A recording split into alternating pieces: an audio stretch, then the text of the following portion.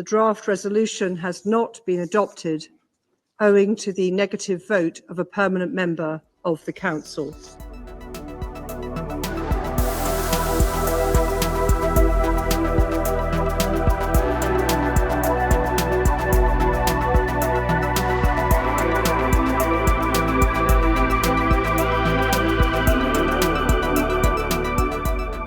The United States deeply regrets this Council finds itself here again.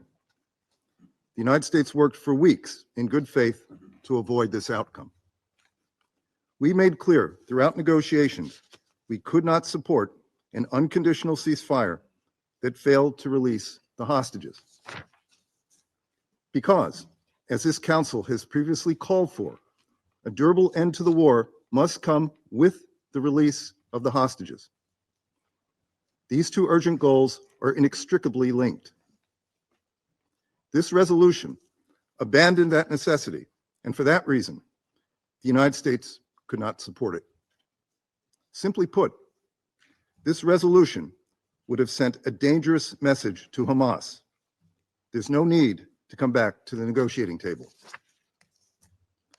Hamas would have seen it as a vindication of its cynical strategy to hope and pray the international community forgets about the fate of more than 100 hostages for more than 20 member states who have been held for 410 days. We must not let that happen, ever. Let me say this clearly. There are still 7 American citizens in the hands of Hamas. We will not forget them. For our part, we will continue to pursue a diplomatic solution that brings peace, security, and freedom to Palestinians in Gaza.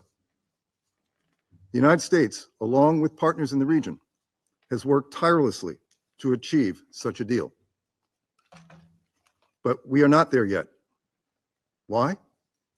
Because Hamas has rejected deal after deal after deal. And yet, some members of this Council, in their public statements, ignore the callous intransigence of Hamas, and indeed refuse to condemn Hamas, which I'll note this resolution failed to do, again.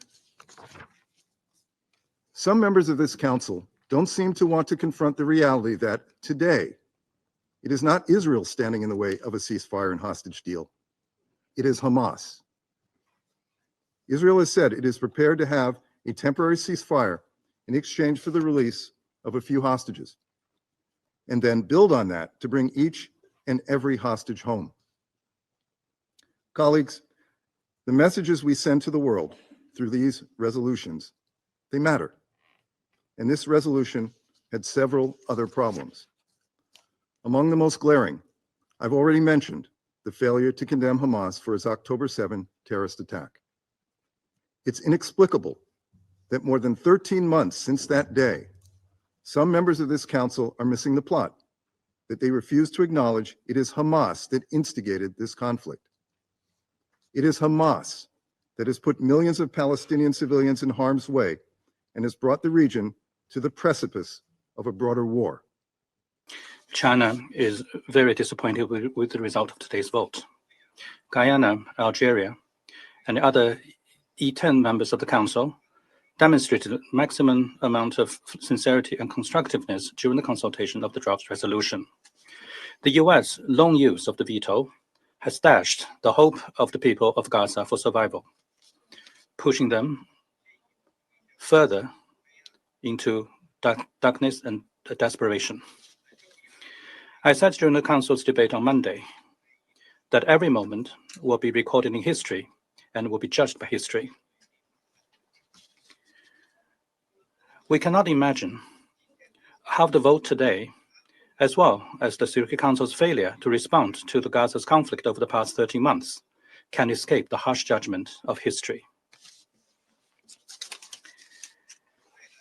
In the future, when looking back, people will find it hard to believe what happened. When the US cast its first veto on 18 October last year, nearly 3,000 civilians had been killed in Gaza.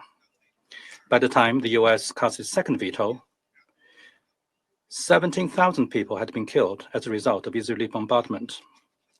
With each veto, the death toll in Gaza continued to rise. With the US exercises veto for the 5th time on April 18th this year, the death toll in Gaza stood at some 34,000. Now that nearly 44,000 people has been killed in Gaza, yet the United States still did not hesitate to use its veto. 44,000. It is not some cold statistics. It could be a miner, a nursing mother, or the breadwinner of a family. The loss of each and every one of them means internal pain for the surviving relatives. People cannot help but to ask, do Palestinian lives mean nothing?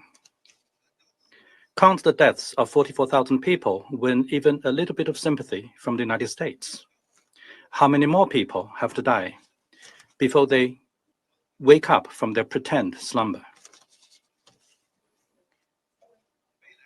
In the future, when looking back, people will find it hard to understand what happened. The Security Council is mandated under the UN Charter to shoulder the primary responsibility for maintaining international peace and security. It is incomprehensible why, for the past years or so, the United States has been so insistent in rendering the Council incapable of playing its role, leading to its paralysis. The US claims to be conducting parallel diplomatic efforts and has repeatedly promised that progress would be made soon in the negotiations. It is incomprehensible then why, to date, the so-called diplomatic negotiations has seen no progress. Why is Israel allowed to continue its military operations while consistently putting forth new conditions for negotiations? In the future, when looking back, people will find it inevitable to feel indignant.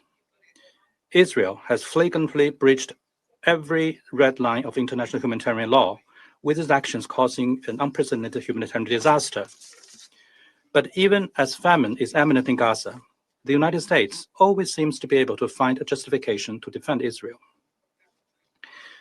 This represents a distortion and selective disregard of the applicable IHL. People keep learning something new they never knew before was possible, and how low one can stoop. No wonder people feel angry.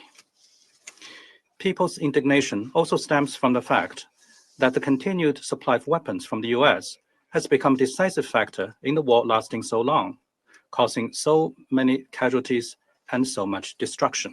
We supported the document, and we pay tribute to those responsible members of the Council who, just like us, understand that there's a need to have the speediest and unconditional ceasefire in Gaza as a gauge for general stabilization in the region. And now I would like my colleagues to listen very carefully to the following part of my statement. Once I finish, I'll explain why. It is shocking that the US has vetoed an effort to save the lives of Palestinians and Israelis, though perhaps we shouldn't be surprised about it. For months, the United States has obstructed and obfuscated, standing in the way of the Council action to address the catastrophic situation in Gaza and playing on one side of the conflict to advance its own political objectives at the expense of Palestinian lives. Today, the Council would have come together to call for a comprehensive ceasefire, protection of civilians, and solution to the whole complex of humanitarian problems faced by the Palestinians.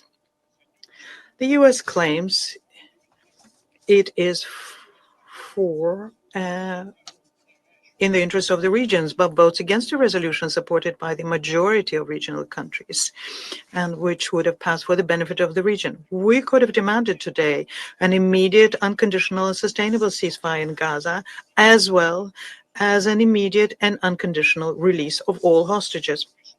It is unconscionable that the US would cynically stand in the way of demanding such actions to save lives in the world's worst humanitarian crisis. We do not need to be lectured by the United States on hypocrisy. Hypocrisy is what they exhibit every day in different conflicts, not respecting state sovereignty and shamelessly imposing their own rules and interfering in their internal affairs. As a result, tens of thousands of civilian lives have been lost.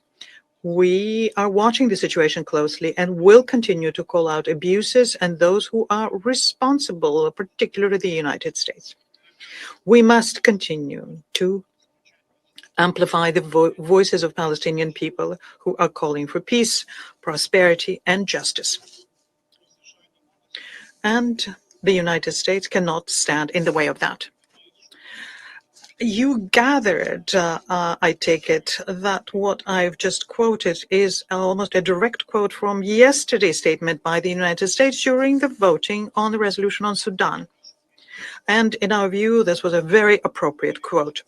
We would like to thank our American colleagues for the fact that they relieved us of the need to preparing most of the statement in the explanation of the vote because of their statement yesterday.